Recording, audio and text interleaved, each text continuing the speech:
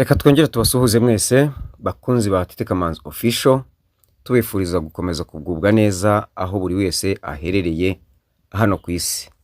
Rero turabifuriza weekend nziza abayigezemo kandi no kwisoza neza ku bagiye kuyisoza. Uyu munsi rero tujye kuganira ku itangazo rirebana n'amahugurwa n'ubufasha dutanga kuri Pi Network kugira ngo turusheho gufasha benshi mu gihe Open Mainnet yegereje. Pre-Mainnet ni ukuvuga ngo Open Mainnet igice cya mbere. Ibi bintu bya Open Mainnet igice cya mbere ni ibintu biteganijwe muri white paper ya 2021 nkuko yavuguruwe kugeza ubu, akaba ariyo igenderwaho ibirimo gukorwa byose. Bityo rero turashishikariza buri wese gutega amatwi kandi akumva icyo akwiriye gukora cyangwa se icyo abazwa. Hanyuma rero itangazo rirebana n'amahugurwa twabateguye nayabafasha kugira ngo buri wese ashobore kugira icyo yikorera ku bijyanye na Pi Network. Abantu benshi bazi kumayininga, abandi bazi kwinjiramo gusa nabyo bidafashije, ariko turagira ngo dushyireho umucyo w'ibyo tugiye cyangwa se tubafasha.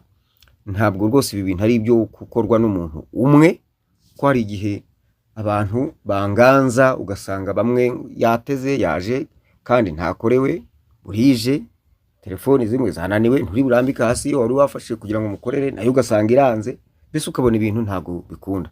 Hakenewe rero abantu benshi bafasha kugira ngo ibi bintu bigire bite bigabanyuke, ndetse hari ikiraho gukomeza gukorwa amakosa. Ubushize Dr. Nicolas yikomye mu itangazo abantu bakomeza gukora amakosa ntibayakosore no mu byumweru bibiri baba bahawe byo gukosora kugira ibyo bakosora, ndetse byanarenga ntibanabikosore no muri KYC. Avuga ko ibyo bitazakomeza kwihanganirwa, ngira ngo abasoma mwarabisomye. Bityo rero ni ingamba zafashwe ku bushake kwiyemeza kugira ngo dufashe ababishaka kugira ngo batunganye konte zabo. Jye ku giti cyanjye mfite mugenzi wanjye dufatanya kubw'amahirwe nabonye tujye kujya dufatanya mu gukora ibi ngibi, kubafasha kubaha amahugurwa. Ngira ngo abaje guhugurwa ejo barabibonye, kubafasha kubaha amahugurwa ariko no kubafasha gukemura ibibazo biri muri Pi account zanyu. Ibyo rero bamwe hari abo bajya gusanga bagasanga byabagizeho ingaruka zikomeye cyane, kuko niba ushaka ko bagufasha kukugarurira account yawe ukongera kumayininga kandi ufiteho Pi nyinshi ariko nta password wibuka, cyo ni kimwe. Kabiri, ntiwigeze uyihuza na Facebook. Gatatu, waba warayihuje na Facebook ariko utibuka iyo ariyo. Iyo utibuka iyo ariyo nyine ugasanga umuntu afite account Facebook account zigera nko muri 3 enye akayoberwa iyo yahuje nayo. Ubwo ihari yajya guhuza nayo ugasanga no gutangira agahitamo kubireka. Harimo abantu batanatekereza neza, akavuga ati ndabiretse kuko urumva amakosa ni wewe wayakoze, nta kundi twabigenza. Ubundi buryo wo gusubira kuri konte burasobanutse, ni ukuba ufite ukibuka password. Cyo ni kimwe. Iyo utabyibuka basuribuka Facebook account yawe ariko ya yindi wahuje na konte yawe. Ibyo utabikoze ntabwo usubira kuri konte, ahubwo utangira bushyashya. Ni ikibazo gikomeye cyane. Ubwo rero ibyo byo dukunda guhura nabyo, ariko ndagira ngo mbibabwire nabyo mu bimenye. Amahugurwa rero twabateguriye agabanyijwe mu bice bitatu by'ingenzi tuzajya tubahuguramo, hanyuma mukagira gute mukayitabira kugira ngo buri wese amenye kubyikorera. Amahugurwa rero yibanze ku bijyanye na Pi Network twagabanyijemo ibyiciro bitatu nkuko nari mbabwiye. Icyiciro cya mbere kigizwe n'amasomo abiri. Ni isomo rya mbere ni uko wakwiyandikisha muri Pi Network intambwe ku yindi nta makosa ushyizemo. Hanyuma isomo rya kabiri ni uko bakora verifications, bakuzuza mainnet checklist ku buryo nawe ushobora kubyikorera no kubikorera abandi. Cyo ni icyiciro cya mbere kigize amasomo yibanze kuri Pi Network. Isomo rya kabiri rigizwe no kumenya kuzuza ibikubiye, kumenya no kuzuza ibikubiye kuri dashboard ya Pi network. Harimo nk'aho turebera ururimi ushaka gukoresha, Pi ifite indimi ikoresha, hakabamo chat, hakabamo security circle, hakabamo referral team, hakabamo mining rate n'ibindi. Ibyo byose tubimenyera hariya kuri dashboard. Irimo ibintu byinshi abo twaraye twiganye ngira ngo babibonye. Isomo rero rya gatatu cyangwa icyiciro cya gatatu kigizwe n'amasomo nabyo abiri. Uko bakora KYC idafite amakosa, uko ayikora intambwe ku ntambwe igahita yemerwa.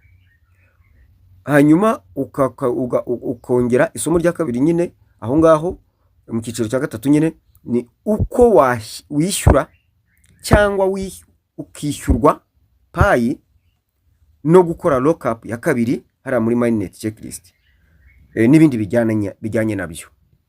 Uko wishyura cyangwa ukishyurwa Pi coins no gukora lockup ya kabiri hariya muri mainnet checklist mu mutamenwa cyangwa se muri konti bikorwa biti.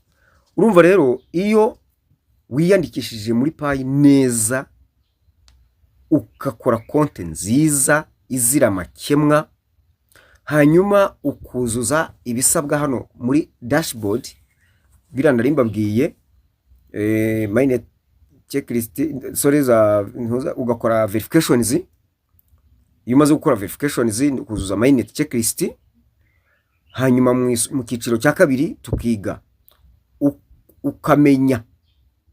ukamenya kandi ukuzuza ibikubiye muri dashboard hariya tumayiningira ni ibiki bihari.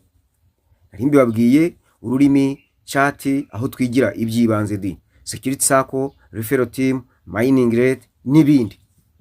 Burya ubirebera harya kuri dashboard. Hanyuma none hari abantu babireba gutyo gusa bakagira ngo nta n'ikintu kirimo. Ngira ngo abo twiganye babonye ukuntu bigoye ahubwo. Hanyuma kandi ibyo byose ugomba kubimenya.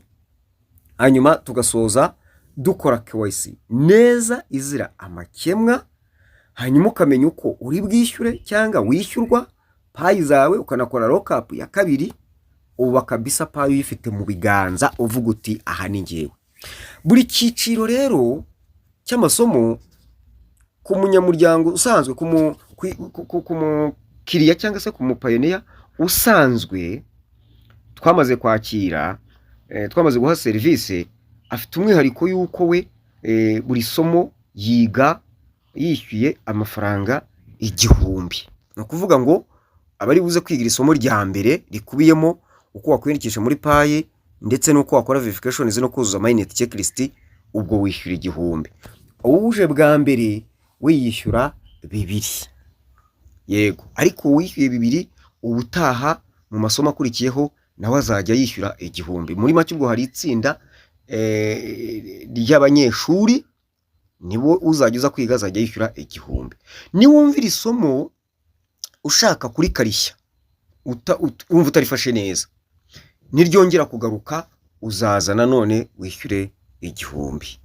Hanyuma rero isomo rya kabiri kumenya no kuzuza ibikubiye kuri dashboard nari nababwiye, iryo naryo uryishyura 1000 ukwaryo, wa wundi mushya akishyura 2.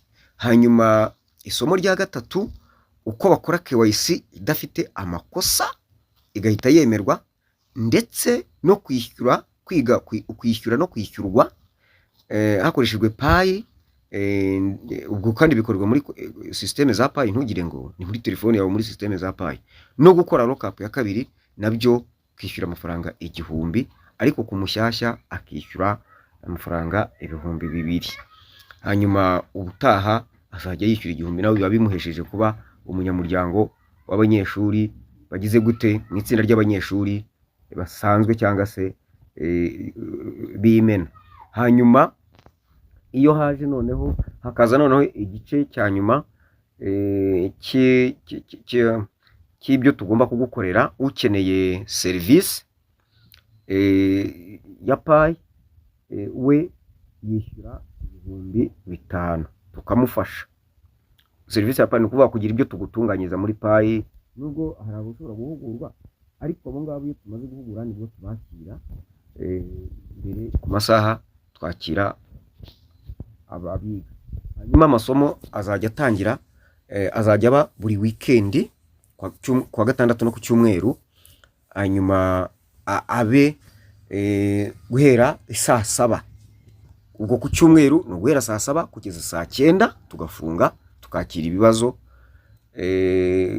by'abashaka gukoresha kwa gusaba serivisi. Hanyuma no ku cyumweru bikabuko dukorera he? Ni muri etage yo kwa Rubangura, ni mu nyubako yo kwa Rubangura muri etage ya 4 mu cyumba cya 404. Yego naho ngaho.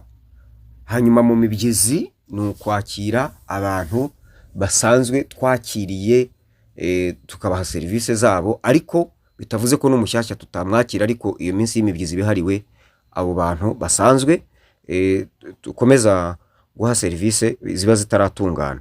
Hanyuma rero iyo tukwakiriye ukishyura 5 byawe, ubwo twashyize kuri promotion mbese. Ubwo iyo promotion ni yuko kwa 12. Iyo tukwakiriye dukomezanya nawe, dufite groupe tubahurizaho kugira ngo dukomeze kubagira inama no kuba mentoringa, kubabungabunga byite ntyo, tukazarangizanya nawe igihe open minded izaba yabaye. Ubwo ni kurindi kubazabona open minded ya mbere, ndetse ubwo unuvuga ngo kuri open minded ya mbere niramuka ibaye, ntabwo abo twafashije bose izaba yabaye bazaba bayibonye, ahubwo abazaba bakomeje bagifite ikibazo tuzakomeza kubafasha batarabona KYC wenda, cyangwa se batageze muri open minded ya mbere, bakazayiba wenda mu ya kabiri. Tuzakomezanya nabo kugeza ibaye, ku buryo ikibazo cyari cyo cyose cyavuka twagufasha kugikemura. Ngira ngo birasobanutse. Muri make ubufasha bwacu kugira ngo abajya batunenga yuko atari ubufasha dutanga, batubwire yuko ayo mafaranga babishyuye ahwanye n'ibyabakorewe, kuko ayo mafaranga avamo akodesha aho dukorera, akavamo imisoro, akavamo no guhemba abakozi babikoze. Ni company ntimugire ngo wenda turakorera mu kintu cy'icyuka kiraho ngaho. Urumva mu kwitonda rero, ukuvuga ngo turabikora kinyamwuga. Niyo mpamvu twababone aho gukorera noneho hasobanutse ku buryo isaha yari yose twakwakira abantu. Ubundi byatugoraga, ariko noneho byatunganye, twabonye aho gukorera, tuzajya tubafasha umunsi ku munsi. Muduhamagare rero, nimero tuzishyira ngaho kuri titre, kuri description munsi ya titre, cyangwa se n'wazibabwira ni 0783201418 cyangwa se 0722125452. Ni Getete Kamanzi ubabwira ubakira, hanyuma ariko mfite na mugenzi wanjye dufatanya. Ubwo rero aho ngaho nyine dukorera hari na company bita Metava Solutions Limited ifasha abantu kwigira imishinga, ndetse bakaba bayishyira no mu ikoranabuhanga niba mubishaka, bakabafasha kubona inguzanyo mu mabanki, babakorera ubuvugizi, bakabafasha kuzuza ibyangombwa bisabwa kugira ngo kubona inguzanyo byihute, kwiga dosiye yanyu byihute. Ariko si ibyo gusa, bakanabafasha kubona inguzanyo zirimo nkunganire, aho abagore n'abakobwa cyangwa se urubyiruko cyangwa bafite ubumuga, ibyo ni ibyiciro byihariye, bashobora kubona nkunganire kuva kuri 50%, 70% n'100% bitewe n'umushinga. Yego, ibyo byose mbese n'ibindi tutababwiye. Hari n'amahugurwa batanga ashingiye ku ikoranabuhanga. Yego, byinshi cyane. Metava Solutions Limited rero mwabagana nabo aho ngaho nababwiye dukorera, hanyuma bakabafasha. Murakoze, mugubwe neza. Nibyo ngibyo nagira ngo mbagezeho, mbaha amakuru updates ajyanye n'imikorere yacu kugira ngo he kubamo urujijo. Iki kiganiro rero nkawe nk'umuntu ugira ishyaka ryo gufasha abandi, wagisangiza abandi kugira ngo kibafashe kumenya buri kimwe cyose tubakorera muri Play Network. Handi tubabwira buri muntu wese akomeza akazi ke, paye ntibashiture ngo karabaye, no, ahubwo niramuka iranshinzwe yabana. Nzi ko benshi bazagira ibibazo, no kwitonda rero, mukitoza mu mitwe yanyu mukayitegura, ubwo no kuganira tuganira ku bijyanye n'imfashamyumvire kugira ngo mwumve ibyo murimo, payi ntabwo iziye kugira ngo tubuze gukora imirimo yacu, ahubwo idufashe gukora imirimo yacu neza. Hagowe umuntu uzaba udafite intuzo, udafite umushinga, ni ikibazo gikomeye cyane. Kandi burya ntabwo wagira umushinga udafite kampani. Ugomba kwandikisha kampani kugira ngo ubusobanutse nabikore neza, byemerwe ko ari ibintu bikozwe kinyamwuga. Muri Metaverse Solutions Limited rero no kubafungurira kampani barabikora, na ba agent ba RDB barabikora, yego, n'abakeneye services z'Irembo barazibafasha kuko nabo n'aba agent byose barabibafasha. Usibye ko burya Irembo ni irya buri wese arikoresha, n'ibyo nabyo barabihugura byinshi cyane. Ni ibintu nabyo duteganya kuzakora amahugurwa kugira ngo tujye tubyikora kuri telefone zacu, nabyo birimo guteganywa muri Metaverse Solutions. Ayo mahugurwa barayatanga, nabyo mu byitegure, nabyo bizaza. Ntabwo aya mahugurwa rero tuzatanga gusa ya payi gusa, ahubwo ikoranabuhanga muri rusange. Ikindi ntare nibagirwa kuba shaka gufunguza kampani, mubagane yego, n'abishyize hamwe barabafungurira ku giciro cyiza. Iki kintu narakibagirwa, abantu bashaka gufunguza YouTube channel ku buryo ibimeze neza, hanyuma tukagufasha kwifungura wumva icyo ugiye gukora, ku buryo mu gihe gito ushobora rwose gukora ukagera ku buryo bwo kumonetiza konti yawe. Nk'ubu nkanjye papa, njya ngerageza ntabwo ari wenda kwirarira, njya ngerageza nibura ukwezi n'igice, amezi 2, konti nayiteruye iba igeze ku rwego rwo kuba monetize. Rero dushobora kubafasha, ubwo ndaboneraho no kubabwira, hari kubafasha gufunguza YouTube channel no kukugira inama kugira ngo ubone content iri bukuzamure. Si ibyo gusa, ahubwo giye ubabwira nkora n'akazi ko gutanga ibiganiro ku ma YouTube channel. Uzabikenera azambwira, nimero zanjye nazibabwiye, amvugishe ku myidagaduro, ku bijyanye na politiki ndetse na business, ndetse n'ibiganiro by'ubuzima busanzwe, umuco, imibereho, ubuzima, kuganira. Turabafasha. Nkawe rero ukeneye kuzamura YouTube channel yawe, turi hano ngo tugufashe, tuvugishe, tugufashe mu buryo bwo gutanga ibiganiro. Ngira ngo murabizi bajya bakurikira kuri GB Empire, iminsi yashize nakoreraga no kuri KTV News, hanyuma nkomeza kuvugana n'abandi nabo baba shaka ko dukorana, ariko namwe ndabibatangarije ababyumva kugira ngo mubihe abandi, gukorana ni ngombwa. Ikindi ntarasoza, niba ushaka gutanga ikiganiro hano kuri Tite Kamanzi Official, cyaba ari gusobanura abantu no kwamamaza ibicuruzwa byawe, waza ugatanga ikiganiro ku buntu, kubera ko ubikigezweho ni imikoranire. Niba uje ukama ikiganiro wamamaje ibyo ukora, ariko nanjye ndabona izo views zizagira icyo zitanga. Ni karibu rwose, niba ufite ibikorwa ukora. Turemera abantu bafite ibikorwa bakora, cyangwa se abantu bafite ubutumwa bwiza, nk'abashaka gutanga ubutumwa ku ba pioneers.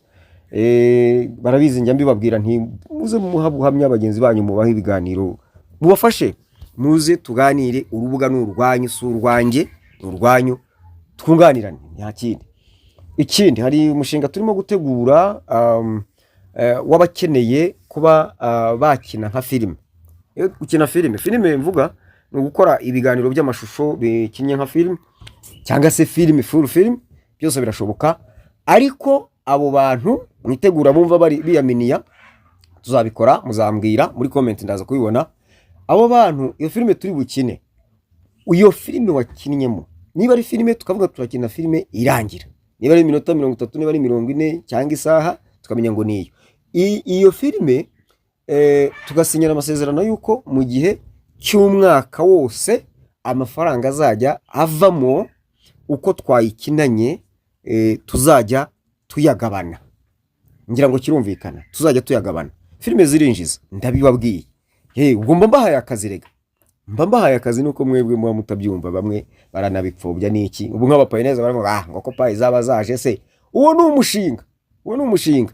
Ariko ababishaka batari muri payi baza, tukabaha ku kazi, tukajya dukorana, tugasinyana amasezerano, tukavuga tuti turakina na filime yitwa wenda Irerero. Filime Irerero wenda uko tuzajya twikina buri filime dusohoye, amafaranga azajya avamo ikamara umwaka ayo mafaranga tuyagabana. Ubwo mbahaye content rega, abantu mbahaye content mbakomeje mbakopeje, ubundi cyari igitekerezo umuntu aba agomba kugumana, ariko ubwo mba nkibahaye, ariko njye ntabwo ngira ubwiko, singira ubwiko, abanze barabizi icyo mfite nuko, icyo nafite kandi nuko ntacyo ubonye utekereza ko ngifite wenda ntanagifite, ariko ubwo mba ndimo mbagura intekerezo kugira ngo hari umuvandimwe twaraye tuganiriye aransetsa, nari nasezeye none ndakomeye. Avuga ko yagiye ahantu muri hoteli ahasanga icupa ry'inzoga rigura ibihumbi 11 binarenga by'idolari, tumaze dusanga ku mwaka wose umwe icupa buri munsi, ubwo niko bapaye ndimo kubwira bazaba bayafite, bibwira ko bayafite, ni payi 12. None se ubwo ko ari icupa rimwe ari amacupa menshi, kuko rero kuzaba uyemera no ku bantu bagurira bo bonye, cyangwa urya n'ibindi birenze ibyo ngibyo, urumva izo payi uzazimarana igihe kingana iki? Udafite umushinga se ngo uyabikemo ugiye kungukira, urambwira ko izo payi muzazimarana iminota ingahe? Muzajye Dubai murebe ugaruke bwashize, noneho bazaba bakubitira mu kadeyi kubera ko bazaba babona ko muyafite. Ni ikibazo rero, dukeneye payi nyinshi mu mining, mwinjiza abantu, niyo mpamvu tubahugura kugira ngo mujye mwinjiza abantu kuri payi konti zidafite ibibazo, ariko noneho mumenye, mugire umushinga, mwandikishe company, tuninjirize n'igihugu, dusore n'igihugu cyacu gikomeze gutera imbere, tugiteze imbere, nkuko indirimbo z'abahanzi zijya zibivuga ngo amaboko yacu bazagukorera Rwanda. N'indirimbo y'igihugu kandi yohereza igihugu irabivuga. Rero mureke twe kuba abana mu bintu turimo, ahubwo dutegura imitwe yacu. Nibyo champion DMD Bosco yavugaga ati dutegura imitwe yacu. Ntabwo gutegura umutwe ari ukogosha no kudefiriza, reka da, ni ugushyiramo, ni ugupakururamo, ukanapakiramo, gupakururamo ibidakwiriye ugashyiramo ibikwiriye bijyanye kandi n'igihe. Niyo mpamvu ubu ngubu twaziye kugira ngo tubafashe gukora ibintu kinyamwuga, kuganira ibyunguka. Ni karibu rero, urubuga ni urwanyu, si urwanjye, si urwundi, ni urwa twese. Ni muze tugire gute, tuvuge kandi dukore ibikwiriye bituzanira inyungu twese. Niba ufite igicuruzwa, niba ufite ibyo ugurisha, kwa kundi abakomisiyoneri baguhenda ahubwo turishyura ya naya, no, ngwino hano utubwire ko ufite inzu ugurisha, tukubaze iherereye he, nangahe, bakubona gute, ayo utajya munsi nangahe. Ebana abantu bagurisha, ntimuzongere kujya kwishyura abaguhenda. Nangiye kuvuga ngo ntimuzongere kwishyura abakomisiyoneri, muzabishyura n'umukoresha, uzamwishyura. Hano ni free, ngwino uvuga ibyo ucuruza, bantu mukodesha amazu, mutinzwe n'abakomisiyoneri ngo babanze bakuremo ayabo. Oya, niba ufite icyumba ukodesha, ngwino hano uvuge uti mfite icyumba naha gikodeshwa, ni metero kari zinizi, n'uburebure ubu n'ubu, hacururizwa imyenda, hashyirwa ofisi, hacururizwa utwo kunywa wenda n'ibindi. Naya ngaya ku kwezi, unyishyura amezi 3, nimero za telefone nizi, mumpamagare. Murabyumva? Nuko nguko. Ni muze, urubuga rurafunguye, ni urwanyu. Muze tubahe aho muvugira, muze tubahe aho mugaragariza ibyo mukora. Niheri iyo ngiyo, mwidindizwa n'amafaranga babaca menshi cyane yo kwamamaza. No, Tite Kamanzi official. That's why I called it official. Tite Kamanzi official. Ntagendeye ku wundi n'undi. Iyi channel nayishyiriyeho kugira ngo abajya banenga ngo ubufasha gute atari ubufasha. Turafashanya, kuko iyo umfashije ndagufasha. Ni nk'umugabo n'umugore, nabashakanye, buri umwe yashakanye n'undi. Warashatse ndagushaka, kugira ngo washatse ntagushaka, twarashakanye. Natwe rero turabafashanya, muze dufashanye muri ubwo buryo. Bapayinazi muri hano, mufite ibyo mukora, ndabazi ko muhari, mufite ibyo mukora. Urubuga rurafunguye, ngwino uvuge business yawe, nta kindi. Murakoze. Cyangwa se ufite ikiganiro ushaka gufashisha abandi, murakoze cyane. Mukomeze kugubwa neza, mugire weekend nziza.